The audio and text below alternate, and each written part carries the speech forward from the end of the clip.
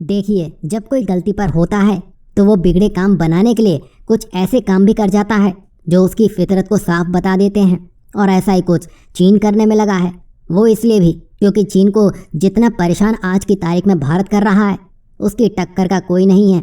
क्योंकि भारत के लिए ही उसको एड़ी चोटी का जोर लगाना पड़ रहा है।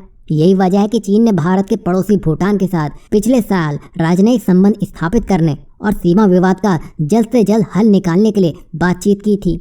और ऐसा जब हुआ था तब भूटान ने भारत को मध्यस्थता के रूप में सामने नहीं रखा था। आज से पहले सीमा को लेकर भूटान की बात होती थी तो भारत की अहम भूमिका रहती थी, लेकिन चीन ने अपनी तिगड़म लगाकर भारत को इससे दूर रखा। और यहाँ भारत साफ समझ गया कि चीन की मंशा क्या है।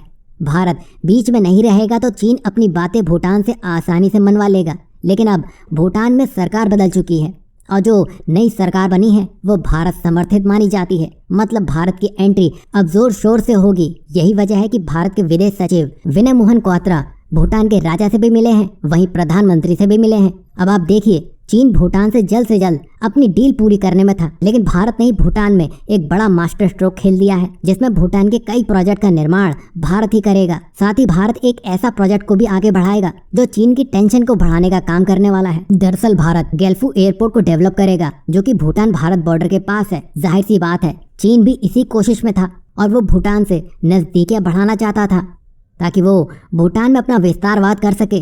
यही वजह थी कि वो भूटान के इस एयरपोर्ट पर नजर गड़ाए बैठा था, क्योंकि यहाँ से भारत की सीमा काफ़ी पास है, जो कि चीन के लिए एक गुड स्पॉट माना जाता, जिसको भारत ने ही कामयाब नहीं होने दिया है। आपको बता दें कि ऐसा ही कुछ चीन नेपाल में कर चुका है, जिसमें गौतम बुद्ध एयरपोर्ट में आज भी इंटरनेशनल फ्लाइट्स के इंतजार में है, क्योंकि भारत ने अपने एरोस्पेस का उसके लिए ग्रीन सिग्नल नहीं दिया है। वजह थी चीनी निवेश और चीनी जासूसी गौतम बुद्ध एयरपोर्ट की। और यही वजह थी कि आज तक उस एयरपोर्ट के आसपास बिजनेस बड़े घाटे में जा चुका है।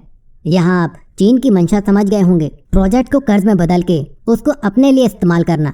लेकिन भारत ने चीन के सारे खेल को नेपाल में पलट कर रख दिया था। यही वजह थी कि वो अब भूटान में नजर गड़ाए बैठा था। लेकिन भारत ने अपनी सूझबूझ से चीन के हाथों से एक बड़ा खजाना छीन लिया है और जो एयरपोर्ट चीन को चाहिए था वो अब भारत के हाथ आ चुका है। मतलब अब चीन का एक एक दिन कम होने में लगा है।